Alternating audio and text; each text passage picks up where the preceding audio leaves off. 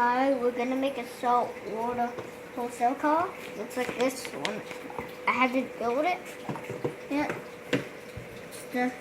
We cut the A2, which is that. There.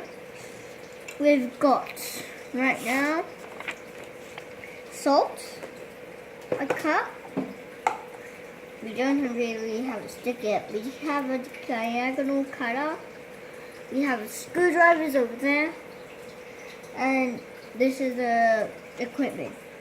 We need the motor with the connectors, a pin gear, that's the little yellow, and we need a yellow gear.